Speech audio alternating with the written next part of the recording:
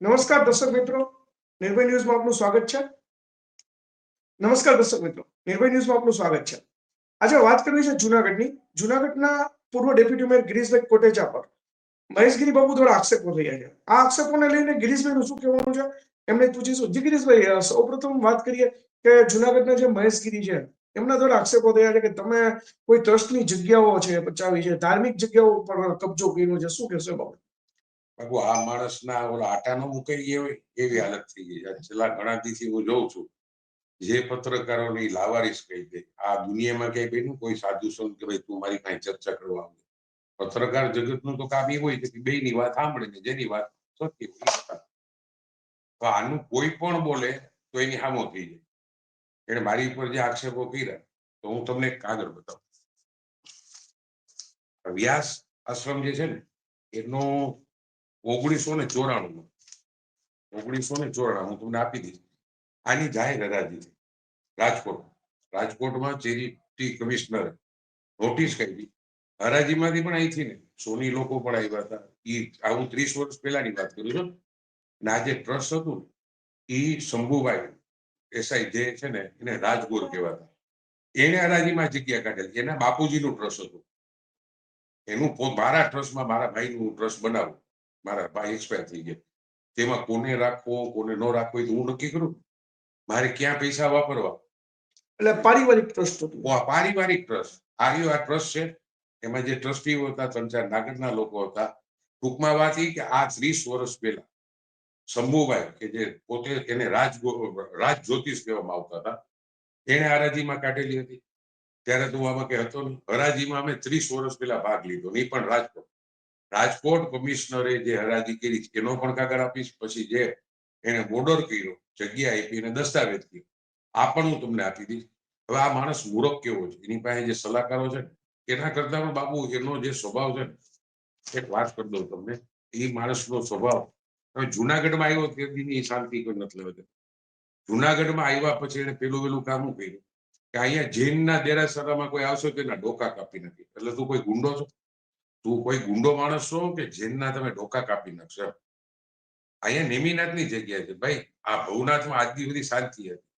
જેટલા પણ ભવનાથની અંદર મંદિરો છે એની અંદર એક જગ્યાએ હું બધાને જાઉં છું, પગે લાગીને કઈ કામકાજ હોય તો અમે પૂછીએ. શિવરાત્રીનો મેળો હોય, પરિક્રમાનો મેળો હોય. આ માણસે આવતા આવે પેલા એ પાડ્યું. પછી એને હરિગીરીનું પાડ્યું. હરિગીરીથી ને નો પૈતું તો હવે મારી ઉપર આવ્યું. મેં તો પહેલી વાર બે સંતને એવું કીધું હતું કે ભાઈ હું તમને રિક્વેસ્ટ કરું છું કે અંબાજી મંદિર છે એના ખરેખર વારસદાર કોણ? એની ભેગા 50 વર્ષ રહ્યા હોય એની સેવા કરી હોય તે તો એની ખબર પણ નથી પૂછવા આવ્યું. તું રાતના અંગૂઠા મારવા ગયો તો એમને ખબર છે. આની ચિત્ર તો આ છે ને ક્રિમિનલ માણસ છે.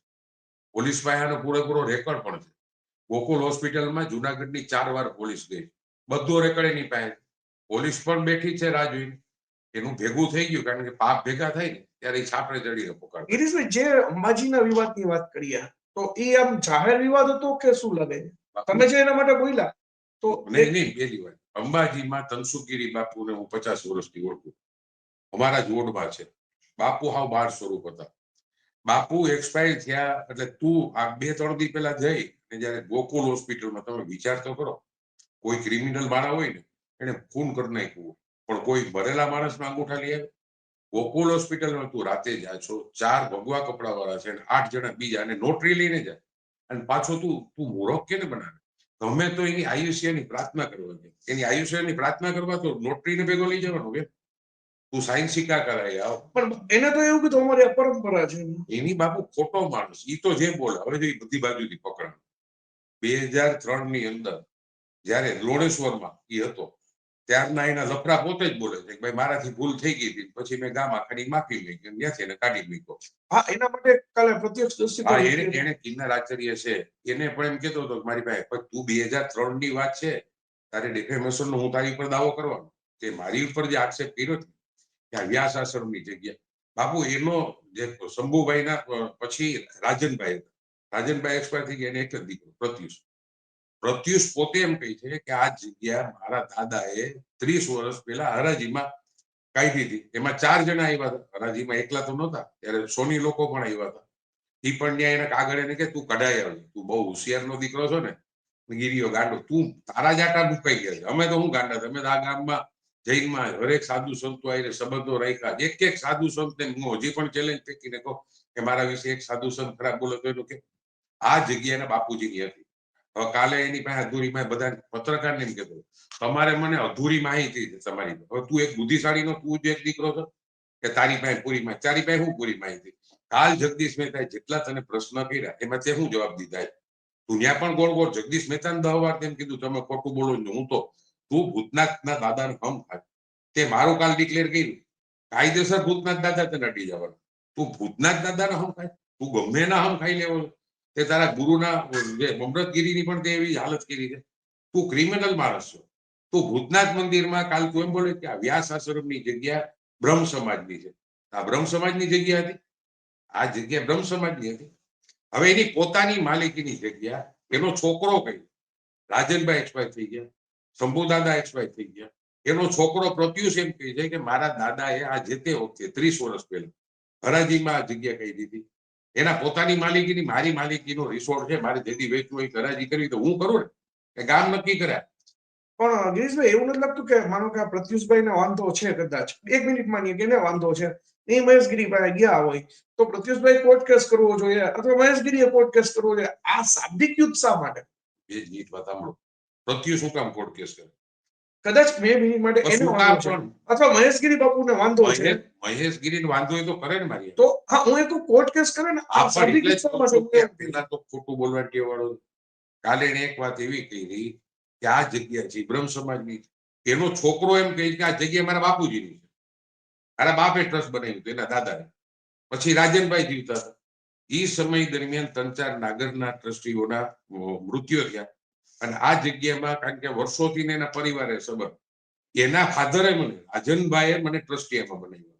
કાલે એક ચીઠા ખોલતો હતો કે આ જે છે એમ કે આટલા ટાઈમે અરજી થઈ હતી આની આ અરજી થઈ હતી ને કોણ ટ્રસ્ટી બન્યા. અરે ભાઈ જે બન્યા હોય આ ટ્રસ્ટ એનું પોતાનું. હું પાછું ફરીને કહું કે એના બાપુજીનું આ ટ્રસ્ટ હતું. એના ફાધર એના દાદાએ હરાજીમાં જગ્યા કાઢેલી હતી. હવે એને શું કરવું એ તો એ નક્કી કરે ને કે તું નક્કી કર. તું ભૂતનાથમાં ચડી બેઠો કે વસંતગીરીની પણ હું હાલત થઈ ગયા તું શું કામ આવ્યું? તારી ભેગા આજે ટ્રસ્ટીમાં માન લે કે 4-5 જણા હતા. એમાંથી 2 ને કાઢ નાખ્યા 2 તારા કયા ગરા છે રાખ્યા. એક જગત મસરૂન ને કાલ ઉભો રાખ્યો. તો એમાં શું કામ બની ગયો ટ્રસ્ટી? એ તો કેટલા વર્ષ પહેલા તારા પહેલાનો છે. એક ધર્મેશ મીઠિયા છે એને એમાં ટ્રસ્ટી છે. બીજા જે હતા એક મેર હતા એને કાઢી મૂક્યા છે. પછી એક ગોવિંદ કરીને હતો એને કાઢી મૂક્યો. શિવગીરી છે એને રાતોરાત મારી શિવગીરીના નામનું ઓરિજિનલ કાયદેસર વિલ કરીને ગયા છે વસંતગીરી બાપુ. અને એ વિલ પણ મને ખબર છે ક્યાં છે. વિલ આખું તૈયાર કર્યું કે આના નામનું કર્યું શિવગીરીનું. વસંતગીરી ભૂતનાથના જે સંત હતા એને તો આ ભયંકર નો ગમતો માણસ આ કોઈ દી ગયો જ નથી. આને ભૂતનાથમાં સીધે સીધું એક ચંડાળ ચોકડી ભેરી થઈ અને ભૂતનાથમાં અંદર બિહારી દીધો. હજી હું કહી દઉં હું આ બધા પ્રૂફ પોલીસ પાસે છે. બધું પોલીસે નિવેદન લઈ લીધા. તનસુખગીરીના 2 છોકરા એમ કહી છે દુષ્યંતગીરી ને કિશોર કે અમે જયારે હોસ્પિટલમાં હતા બાપુ દાખલ હતા બાપુ ભાનમાં નહોતા અને 7-8 જણા આવે અને નીચે આને કોઈ કહેવાય કે ભાઈ ઓલા 8-10 જણા હોસ્પિટલમાં આઈસીયુ વિભાગમાં ઘરી ગયા. એ દોડીને જાય છે કિશોર અને યોગેશ કરી ગણપતગીરીનો છોકરો ઉપર જાય છે તો આ તો ગોટો વળીને ઉભા હતા. એક નોટરીને ભેરો લઈ ગયા હતા ત્યાં સાઈન સિક્કા કરાવ્યો. સાઈન સિક્કા કરીને ઓલા પહોંચી ગયા ઉપર કે ભાઈ તમે અમારા બાપનું શું કરો છો? આ પોલીસમાં લખાવેલા નિવેદન છે. કિશોરને કે અમે નજરે જોયું અમે ઉપર ગયા એ રોતો હતો કે તમે મારા બાપનો ક્યાં અંગૂઠો માર્યો તમે મારા બાપાનું શું કર્યું? ત્યારે ધનસુખગીરી ભાનમાં નહોતા. એટલે એવું બોલે કે એ બધું પતી ગયું ભાઈ પતી ગયું. હલાલભાઈ તું નીકળ હાલ તું પતી ગયું બધું. તારે કઈ આમાં કઈ કે મને કાગળ તો બતાવો. કિશોર એમ કહે છે જે તનસુખગીરીની 50 વર્ષ સેવા કરી છે કે મને કાગળ તો બતાડો. તો કે ના ના એ કે બતાડવાનું ન હોય. પણ આજે અંગૂઠા કાંડ થયો છે એવી કંઈક વાત છે. એ જ ને અંગૂઠા કાંડ બાપા. હું જે તમને કહું છું એ હું અંગૂઠા કાંડ. પણ અગાઉ કંઈક થયું હતું એટલે 2 જો પેલા વસંતગીરી જે હતા ભૂતનાથના સંત એ પણ બુઢી મૂર્તિ હતી. અને અમે તો જયારે બેસવું કે હોય ને ત્યારે ભૂતનાથ જાતા. ભૂતનાથ જાય ત્યારે એને કોઈ હોય તો કે બાપુ આવીને આશીર્વાદ આપી છે ને આ લોકોને શાંત કરી જાવ તો એ આવતા. એને કોઈ દિવસ આ માણસે બાપુ એનો પણ એ પણ ચીખલિયા સાહેબની હોસ્પિટલ બધું પોલીસ પાસે નિવેદન લેવાય કે આનો ઘોડો ફૂટવાનો થઈ ગયો સાહેબ. એ જેના ઉપર આ બાપુ ગાંડો માણસ હોય કે તમે પત્રકારોને લાવારીસ પત્રકારો તમારી ન્યૂઝ ચેનલને કહે, જગદીશ મહેતા જેવો વરિષ્ઠ પત્રકાર છે એને એ કહે, ઓલા દીક્ષિતને ને કિશનને એમ કહે, અને એ તો આવ્યા ભડના દીકરા કહેવાય, તારી જગ્યામાં બોલાવે, તારે ખરેખર મીટિંગ કરવી હતી આ લોકોએ તો વાહ કરને. તો આપણે ગીર એટલે એને ચેલેન્જ એવી કદાચ ચેલેન્જ ન આપી તો પત્રકારત્વ તરીકે એનો પક્ષ રજૂ કરવા માટે કોઈ પણ વ્યક્તિ જતો જ હોય.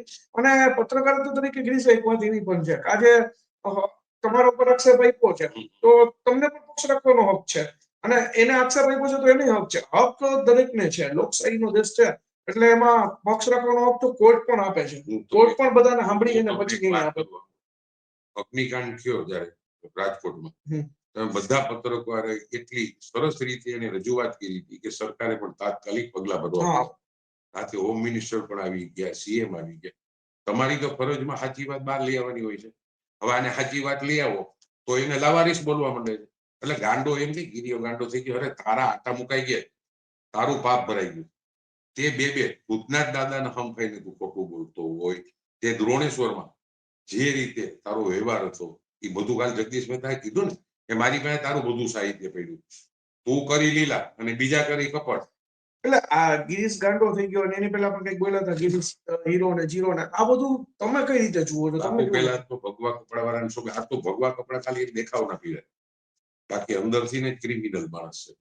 મેં એને કાલે નહીં આની પહેલા ચેલેન્જ કરી, શ્રી રવિશંકર એને તારા હું સંબંધ છે, એકવાર તો ફોન કરા, હું તારી ઉપર આટલું બોલું છું. શ્રી રવિશંકરને તો એટલું બોલાવ, તે ન્યા હું કૌભાંડ કર્યા હતા, તને કાઢી હું કામ નહીં, તું અહીંથી ગયો ત્યારે ભગવા કપડા પહેરીને ગયો. બીજું કાલે આ ઈ તમને પણ કીધું, એને એમ કીધું ને કે અહીંયા હું મારા ચેલાને મૂકતો, કોણ મુક્તાનંદ, એનું નામ હતું ગુંડા સ્વામી, એ પોતે જ બોલતો. બાપુ મુક્તાનંદે આ ભાઈ કહે છે કે હું દિલ્હી એને સોંપીને ગયો હતો. મુક્તાનંદે એક જૈનના માણસને છરી મારી દીધી, અને આનો જે ચેલો છે ને અહીં જુનાગઢની જેલમાં 6 મહિના તો રહ્યો છે. જો એનો ચેલો હોય તો આનો સ્વભાવ કેવો, આ બે તૈયાર તો એક નીચે છે. અમૃતગીરી બાપુનું પણ જે મૃત્યુ થયું ને એની પાછળ પણ આ દોષિત છે, કારણ કે કમળલાલ કુંડ ગયો ને એનું એમ કહે કે સાધુ સમાજમાં આખા ઇન્ડિયામાં બેસ્ટમાં બેસ્ટ અમૃતગીરી બાપુનું નામ હતું. એટલે આ ક્રિમિનલ ટાઈપનો માણસ છે. બીજું અંગૂઠાનો માસ્ટર માણસ, એની પાસે સલાહકાર પણ એવા જ છે. એની પાસે અહીંયા આવીને જુનાગઢના સરકારી વકીલ પણ એની ભેગા છે.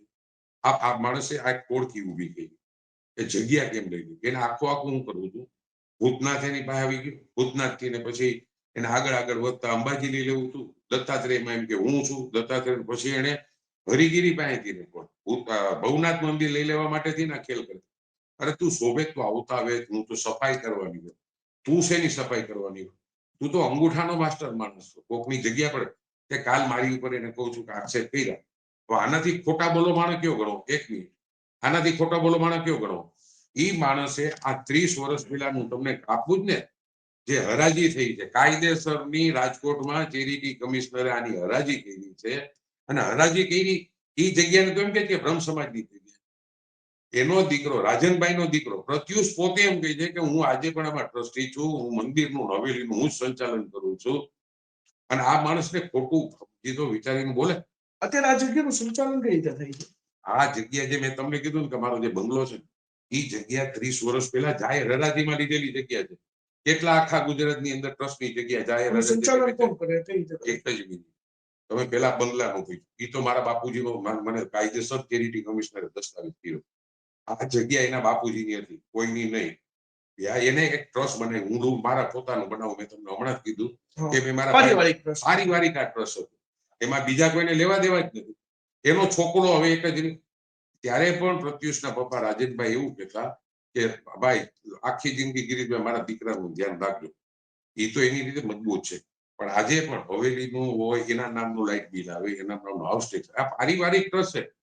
તારી જેમ ભૂતનાથમાં ચડી તો નથી બેઠા કોઈ અંગૂઠા મારીને. આ જગ્યા પર જાહેર પ્રસંગોને એવું થતું હોય, અહીંયા બધું થાય છે. જાહેર પ્રસંગો થાય, કાયમ માટેથી હવન થતો હોય, પૂજા પાઠ થતી હોય.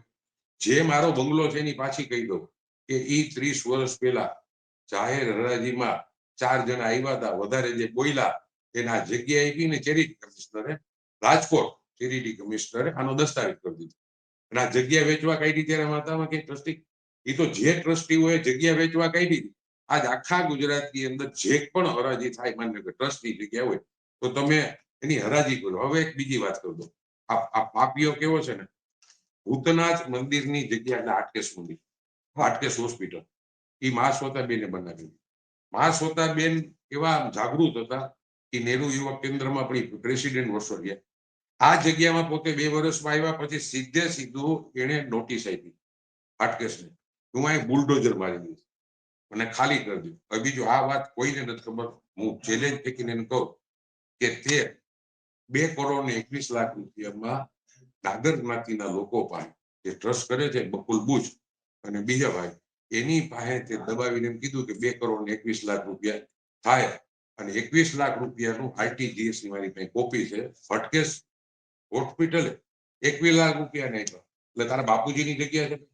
કોઈ પણ જગ્યા ટ્રસ્ટની જગ્યા હોય કે કોઈ પણ હોય, જાહેર હરાજી વગર વેચી ન અપાય. આખા સુપ્રીમ કોર્ટના ને હાઈકોર્ટના કાયદા છે. જાહેર, અરે તે 21 લાખ રૂપિયા હેના લીધા એ બતા, હવે કાગળ રજૂ કરાવજો, તમે પત્રકારોને પૂછજો કે હાટકેશ હોસ્પિટલ પાસેથી પૈસા કેટલા લીધા. ગિરીશભાઈ, આક્ષેપની વાત છે અને આક્ષેપની વાતમાં એવું બન્યું કે જગદીશ મહેતા ઉપર કાલ આક્ષેપ આવ્યો, ન્યૂઝ રૂમ ઉપર આક્ષેપ આવ્યો, નિર્ભય ચેનલ વિશે પણ બોલ્યા. એટલે આક્ષેપો કરીને એમ કે ભાઈ આવો ને મને ખુલ્લી ચેલેન્જ આપો. આખા હિન્દુસ્તાનની કદાચ કદાચ કાલ સવારે કદાચ ગિરીશભાઈ કાલ સવારે એમ કે ભાઈ હું સીસી રવિશંકરને બોલાવું, મારે તમારી સામે બેહાડી દઉં, તમને બોલાવે. અરે બાપુ, એ કઈ તો એની ભેગો દિલ્હી જાવ, એ તો એવડા મોટા માણસ છે શ્રી રવિશંકર કે આખા વિશ્વ લેવલે એનો આર્ટ ઓફ લિવિંગમાં એનું નામ છે. એને આ દગો દઈને આવ્યો. હું આ છેલ્લા 15 દીથી કહું કે તારો હું સંબંધ છે, એકવાર તું બોલાવ. તું શ્રી રવિશંકરે તને કાઢી મૂક્યો. બીજી વાત, હવે મારે પણ એની ચેલેન્જ છે કે તું મળદના પેટનો હો ને, કાયદેસરનો તું ઓરિજિનલ ભગવા કપડા પહેરી તો નથી બેઠો, તું ગુંડો છો મોટામાં મોટો, તે 2 જણાના જીવ લીધા છે. આ બધું બહાર આવવાનું. આ દ્રોણેશ્વર જાય ત્યાં તું 2 વર્ષ હતો ને, મેં તો જોયું પણ નથી. દ્રોણેશ્વર મેં નથી જોયું. ગીર ગઢડા પાસે આવેલું આ દ્રોણેશ્વર શિવ નું મંદિર છે, એમાં 2 વર્ષમાં તે હું કૌભાંડ કરી. તો કાલ તું પણ બોલતો હતો મારાથી ભૂલ થઈ ગઈ, રથેથી ભૂલ થઈ ગઈ. કોઈને તું હલવા કિન્નર આચાર્ય તો લખ્યું કે ઈ તું જે પ્રિન્સિપાલ આરે વાર્તાલાપ કરતો હતો ને, આખું વોટ લાઈનમાં લખેલું છે કે તે કેવા કેવા શબ્દનો ઉપયોગ કર્યો. એની ઈચ્છા પડે, એની ઈચ્છા થાય. કિન્નર આચાર્યની જે વાત કરી તો એના વિશે એવું કહે છે કે ભાઈ 5 લાખ રૂપિયા માંગ્યા હતા, નો દીધા એટલે લખ્યું, પણ એ એક જ છાપાએ લખ્યું. હવે આજે માનો કે તમારું કોઈ પણ સાહિત્ય મારી પાસે છે અને હું એને નિર્ભય ન્યૂઝમાં પ્રસારિત કરું છું, તો એવું કહેવાય કે ભાઈ નિર્ભય ન્યૂઝ એક જ હલાવ્યું એટલે બીજા કોઈ પાસે નહોતું એટલે નો હલાવ્યું હોય, તો એટલે એને વહીવટ કર્યો છે. બાપુ, જો નિર્ભય ન્યૂઝ થી ને આપણા દેવાંશી બેને બધાની ઇન્ટરવ્યુ તો બેન તો લઈ છે, આખા દુનિયામાં નામ છે. જગદીશભાઈ મહેતા છે, હરેક ચેનલ જે યુટ્યુબ છે, કારણ કે એ પોતે સચોટ બોલે. કાલે એને કીધું કે આજે પણ ભાડાના મકાનમાં રહું છું. આ માણસનો બાપુ એટલી હદ સુધી વિકૃત માણસ છે કે તમે એની કલ્પના જ ન કરી. એ માણસને મારી ચેલેન્જ, તારો ટાઈમ, તારો સમય તું નક્કી કર એટલા વાગે તું દ્રોણેશ્વર આવ અને હું દ્રોણેશ્વર જાઉં અને આખા 10 ગામને ભેગા કરવા. પાણીયારીનો તું બહુ હો, તું બીજાને ચેલેન્જ ફેંકી દે. હું જાહેરમાં જ કહું કે દ્રોણેશ્વરના આજુબાજુના ગીર ગઢડાના 10 ગામના લોકો આવે, હું જાઉં અને તું આવા. અરે દૂધનું દૂધ, પાણીનું પાણી કરી નાખ્યું. તું બીજા ઉપર આ વિકૃત તો જો બાપુ, આવું દુનિયામાં ક્યાંય બન્યું જ કે જગદીશ મહેતાના ગામમાં બેનર માર્યા અને નામ જો બોલે આ લાવારીસ મીડિયા છે. તો આ લાવારીસ જ તને બધાને ચમકાવ્યો. આજથી સુધીમાં તારું જે આપે છે આ લાવારીસ મીડિયા આપે છે. ગિરીશભાઈ, એક પ્રશ્ન છે, માનો કે કોઈ રાજકીય વ્યક્તિ વિવાદમાં આવે છે તો કેટલું નુકસાન થાય, અને ક્યારેક કોઈ ધાર્મિક સાધુ સંત વિવાદમાં આવે તો શું ફેર પડે? બાપુ, જો રાજકીય માણસોને તો વાંધ્યું ભાજપ કે કોંગ્રેસ, મેં તો હાથમથી ચૂંટાવ. તારાથી તો હું નથી ચૂંટાવ.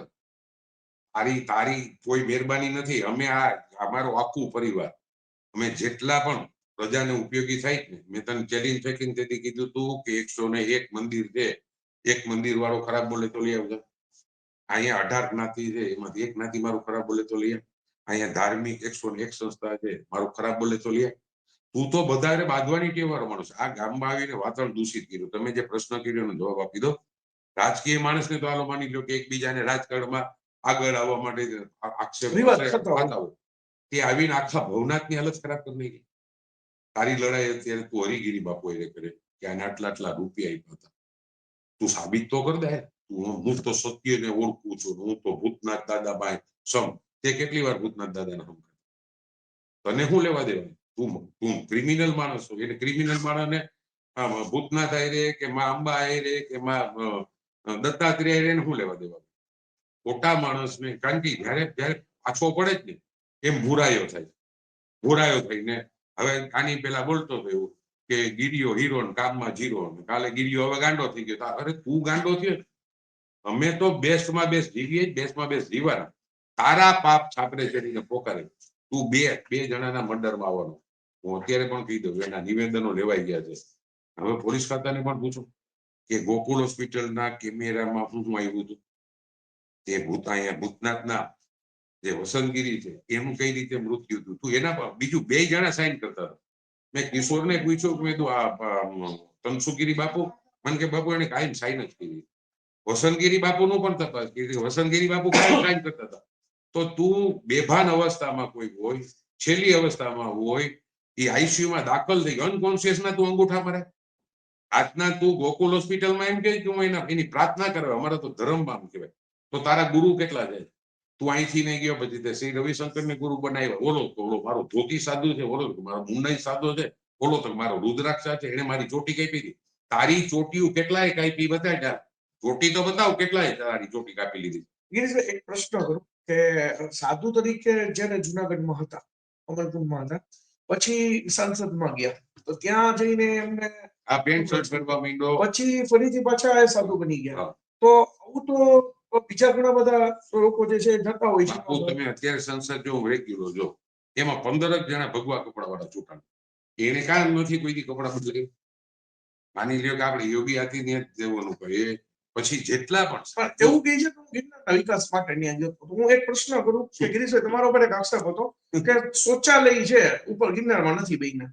બાપુ ચાલો બે ઘડી માટે માનીએ કે શૌચાલયો માટેના પ્રયત્નો નેતાઓએ અહીંયા નથી કર્યા, પણ એ જયારે ગિરનારના ત્યાં સાંસદ તરીકે હતા, ગિરનારમાંથી જ ગયેલા હતા, પોતાના ગિરનાર પ્રત્યે લાગણી હતી, ફરીથી લાગણી હતી એટલે આવ્યા છે, અને એ જયારે સાંસદ તરીકે હતા તો અત્યાર સુધીમાં શૌચાલય શા માટે ન બન્યું? પહેલી વાત બાપુ, જયારે રોપે બનાવ્યો પાણી બનાવ્યું, અમે રાતને દિવસ, એ આપણા મોદી સાહેબે છેલ્લેથી પહેલે, કારણ કે કેટલાય પ્રોબ્લેમ આવ્યા હતા, ઘણા બધા હતા. આ રોપે એને બનાવ્યો છે, અને એ એમ કહી આ તળાવનું જે અત્યારે બ્યુટિફિકેશન તે કર્યું છે, ઉપરકોટમાં 80 કરોડ રૂપિયાના ખર્ચે.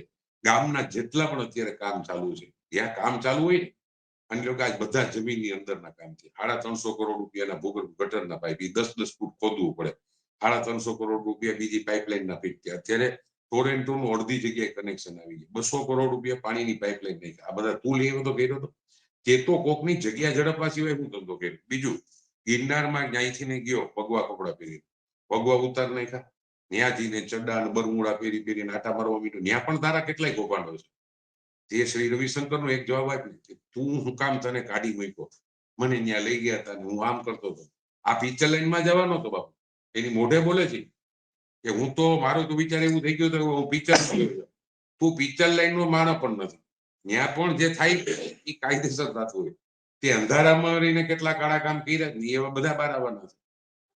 એટલે એક વાત એવી કરીએ કે માનો કે કોઈ પત્રકાર છે, એને ઈચ્છા થઈ કોઈ બિઝનેસ સાથે જોડાઈ જાય, ફરીથી એનું મૂળ પત્રકારત્વ હતું એટલે જાગે તો ફરીથી પત્રકાર તરીકે લખવા માંડે.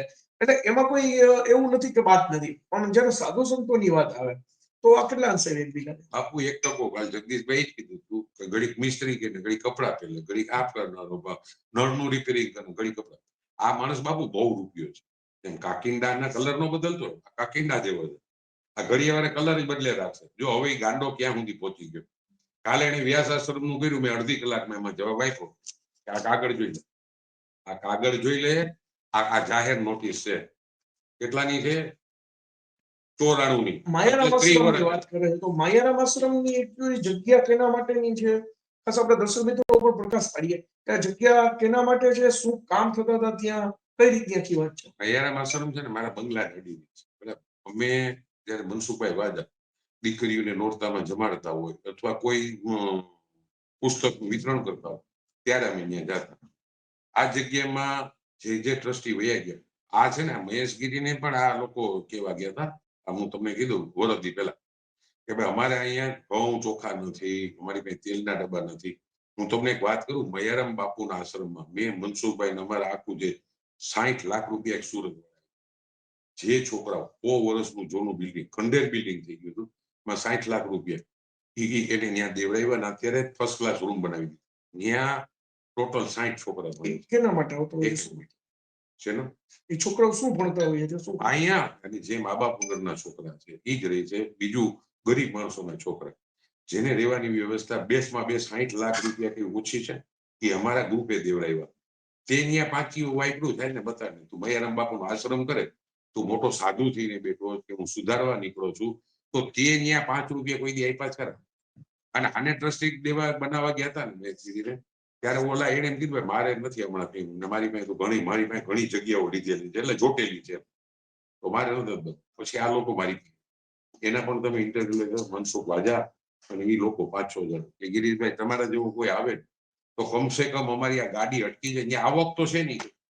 એ જગ્યા તારે અંબાજી જોતું હતું ને આવક છે મયારામ બાપુના આશ્રમમાં આવી જાય ને પણ કાલે એમાં જ હું રાજીનામું આપી દઉં તું આવી જાય.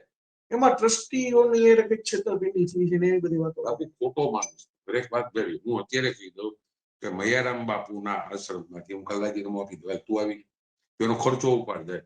દર મહિને એનો જે ખર્ચો છે એ આ બધા બિચારા મનસુખ વાજા છે ને એ આ ગામની અંદર સૌથી જેને પગે લાગવા જેવો માણા હોય ને એ છે. અત્યાર સુધીમાં 2000 ગરીબ દીકરીઓના સર્વજ્ઞાતિ ગરીબ દીકરીઓના લગ્ન કરે, હોસ્પિટલમાં શીરો દેવા જાય, ગામમાં પાણીના પરબ બાંધે, ગામમાં ઉનાળો હોય તો છાસનું વિતરણ કરે, એટીએમ લગમ એટલે ઓલ ટાઈમ તમે કયો એટલે બીજે જ દિવસે તમારા દીકરીના મેરેજ થઈ જાય. આ સેવાભાવી માણસ. તું તો ચોકની જગ્યાએ તને હજી પણ કહી દવાય હું કાલે મયારામ બાપુના આશ્રમમાંથી રાજીનામું આવી ગયા તારી પાસે આવ્યા હતા હું કામ નહોતો આવ્યા હતા ને તને કેવા ટ્રસ્ટી બનાવવા તારી પાસે આવ્યા હતા તારે આમાં ખર્ચો કરવો પડે એટલે ન થાય. આ જગ્યામાં બાપુ 60 ગરીબ ઘરના છોકરા પણ 38 ગાયો એને ઘાસખારો નાખવાના 80,000 રૂપિયા તો દર મહિને થાય છે. કોણ આપે? આવક તો છે નહીં, કોઈ દેવા વાળું ત્યાં નથી. તને કેવા આવ્યા હતા ને એને પૂછજો કે તને કેવા આવ્યા હતા તું કાહું કામ નો બન્યો એને ખબર છે કે આ જગ્યામાં કઈ કાઢી લેવા જેવું નથી. અમે તો જે જગ્યા હાવ એમ હોય ને કે આ જગ્યાએ પાણીના પરબ આ મનસુખ વાજાય ઓછામાં ઓછા ગામમાં 30 બનાવ્યા એની મંજૂરી કોણે આપી? જે તે વખતે અમે કહેતા હતા કે તારા જેવું જે સેવા કરે ને અમે તને ખાલી અડી લઈને તોય પૂન મળી જાય. આ પાપીઓ માણસે બાપુ હજી કહી દઉં તમને આનું ભાંડો ફૂટી ગયો. પત્રકાર હારે આખી દુનિયામાં કોઈ બેનરો માર્યા હોય હું તો એમ કહું મોદી સાહેબ હું એ જ વાત ઉપર લઈ જવા માંગુ છું ગિરીશભાઈ કે જે સત્યનો રણકાર ઉપર એક ડિબેટ થઈ લગભગ 3 કલાક જેવી સમજી ગઈ. આ ડિબેટ ને તમે પણ જોઈએ છે પૂરેપૂરી. એમાં તમને શું લાગ્યું? આખી વાત ખોટીનો છે બાપુ. આવ ખોટીનો માણસ છે એને ડિબેટની અંદર બાપુ એને 10 મિનિટ આવા મોટો પત્રકાર તમે વિચાર કરો જગદીશ મહેતાની ખોટો પાડતો હતો બોલીને તરત ફરી જાય કે હું આમ બોલ્યો બોલાઈને કીધું કે તું આવી સલાહ આપે છો કે સેક્સ કેમ કરાય ને પછી કેવી રીતે કરાય ને આવી જગદીશભાઈ વાત પકડી કે સાધુ સંતોને વાત શોભે છે કે હું તો એવું બોલ્યો જ નથી. પાછો પબ્લિકમાં પૂછે એના જે હતા હે ભાઈ હું આવું બોલ્યો અરે તું 10 મિનિટે ભૂલી જા છો તું ખોટા બોલ હોય ને ભૂલી જાય બાપ સાચું મને તમે 25 વર્ષ પછી પૂછો ને તમારી વાત આ જ છે. એટલે કાલે જગદીશભાઈ ને ખોટા પાડતો હતો ઓલા કિશન એને 10 વાર એને પૂછ્યું કે ભાઈ તારો શ્રી રવિશંકર એનું કાંઈ જવાબ નથી. હવે બીજી વાત હજી તું કાયદેસર નો હો ને તો તું એક કાગળ બતા કે તે રાતના ગોકુલ હોસ્પિટલમાં કેમાં સાયન્સ સિક્કા કરાવ્યા છે કાગળ તો રજૂ કર પત્રકારને. પાછો કાલે એમ કેતો હતો મારે તો એના પરિવારને આપતો એના પરિવારને આપવું તો તું સાયન્સ સિક્કા હું કામ કરાવ્યું? ગિરીશભાઈ એક વાતનો પ્રશ્નનો જવાબ આપશો કે જે વિવાદ આપવો છે એ ક્યાંથી શરૂ થયો અને કઈ રીતે થયો? બાપુ આ ગામમાં એ આવ્યો ને એટલે પેલા મેં તમને કીધું જૈન લોકોને બેફામ બોલ્યો. પછી હું પરિક્રમાની મિટિંગમાં હું પણ હાજર બે વર્ષ પહેલાની આ વખતની ત્યારે કલેક્ટર રાણાવસિયા સાહેબ એસપી ફોરેસ્ટ ઓફિસરો બધા હતા અને પહેલી વાર જ આ મિટિંગમાં આવ્યું. નવો ભૂતનાથ નો બન્યો એટલે આવવાનું એને પહેલી વાર થયું. ત્યાં આવીને બેફામ વર્તન કરવા માંડ્યો. કલેક્ટરને એમ કીધું કે શું તમે છક મારો છો એટલે ઓલા કીધું માઇન્ડ લેંગ્વેજ હો ભાઈ વાત કરવામાં ધ્યાન રાખજો. બધા સાધુ ત્યારે હરિગીરી ઇન્દ્રવર્તી બાબુ લગભગ 20 સાધુ સમજતા એટલે એમ કીધું નહીં હું કહું એમ થવું જોઈએ. પરિક્રમા છે કેમ કે દેવ દિવાળી દિવસે જ ચાલુ થવી જોઈએ. કલેક્ટરે એસપી એ ફોરેસ્ટ ઓફિસરે એમ કીધું કે એવું નો હાલે 15 લાખ માણસ એક ધારું ભરી જાય ને તો ગુંગળાઈને મરી જાય. 3 દી પહેલા અમારે દરવાજા ખોલી જ નાખવા પડે અને આ વખતે પણ હું એને એમ કીધું નહીં કરવા દો. 3 દી પહેલા ફોરેસ્ટ ઓફિસમાં 1 લાખ માણસ ભેગું થઈ ગયું દરવાજા અંદર જવા દેવો માંડ્યો. એટલે વિવાદની ટેવ વાળો ગમે એવું બોલવા વાળો, અંગૂઠા વાળો, અહીંથી ને ગયો ત્યાં પણ દિલ્હીમાં જે કૌભાંડ કર્યા ને એ પણ બહાર આવવા. તારા દ્રોણાચાર્યનું તો હાલ અમે તને ઓળખતા હતા. તારું 2003 આવું કૃત્ય કરેલો છે તું મારો. અમે તને જોયો પણ નથી ત્યારે. એ ગામે તને કાઢી પડી. હજી ચેલેન્જ ફેંકવું કે તારામાં તેવર હોય ને તું તારીખ નક્કી કર, ટાઈમ તું નક્કી કર, સમય તું નક્કી કર. હવે પછી મીટિંગ કરવી છે ગીર ગઢડા. એક વાત કરીએ કે અત્યારે જે જુનાગઢની દશા જોઈએ ને કે કુરુક્ષેત્રનું મેદાન બન્યું ને એવું લાગે. એક પછી એક પ્રહારો થાય છે, શાબ્દિક પ્રહારો થઈ રહ્યા છે, એકબીજા ઉપર આક્ષેપો થઈ રહ્યા છે. આજે તમારા પર આક્ષેપ થયો, એની પહેલા જગદીશ મહેતા ઉપર થયો, ફરીથી એની પહેલા તમારા પર થયો, એના પહેલા મહેન્દ્રગીરીને એવું કીધું કે ભાઈ હું ત્યાંથી જઈશ તો તમારે ત્યાં ચા પીને જઈશ. આ બધું ખાવા પાછળનું મુખ્ય કારણ છે. બાપુ આ પાપીઓ આ ગામમાં આવ્યો છે. આ માણસ ગામમાં આવ્યો, તમે વિચાર કરો. આજે તમે આપણે અહીં જુનાગઢમાં પેદા થયા 27 વર્ષથી હું 8 ટર્મથી ચૂંટાવું, બરાબર. આ બધા મેળા કર્યા, શિવરાત્રીના કર્યા, પરિક્રમાના કર્યા. આ તો સારું છે કે જે લોકો જમાડવા આવે એને પગે લાગવું જોઈએ, એના થકી આ મેળા હાલે. બાકી કોઈ પણ માણસ નહીં વહીવટી તંત્ર કે નહીં અમે લોકો કોઈની તાકાત નથી પહોંચી ન શકે. ન પહોંચીએ. આ તો 40 જણા આવે ને એનું કુંડ બાંધીને વહી જાય. એક જણો આવે જ ને ઉતાળો એ 50 લાખ કરોડ રૂપિયા વાપરીને જાય. તારા જેવો માણસ આ ગામનું વાસણ બગાડ્યું. તું આવતા વેર જૈન સમાજનું બેફામ બોલ કે એના ડોકા કાપી નાખજો, પછી એમ બોલ કે હરિગીરી આમ જગ્યા. તો હરિગીરીની વાયન તું એનો પેલો તારે ભૂતનાથમાં બનવું હતું, તારે એક સર્કિટ આખી ગોઠવવી હતી કે તારા હાથમાં ભવનાથ મંદિર આવી જાય, ભૂતનાથ આવી ગયું, ભવનાથ આવી જાય, પછી ગુરુ દત્તાત્રેય આવી જાય, વૈચમાં એક ટૂંક રહી છે માં અંબાજીનું મંદિર આવી જાય. એટલે તારે સર્કિટ ગોઠવવી. ત્યાં માણસો કોને કોને રાખ્યા છે? દત્તાત્રેયમાં તે કોને રાખ્યું છે? બતાડતું. એક પ્રશ્ન છે.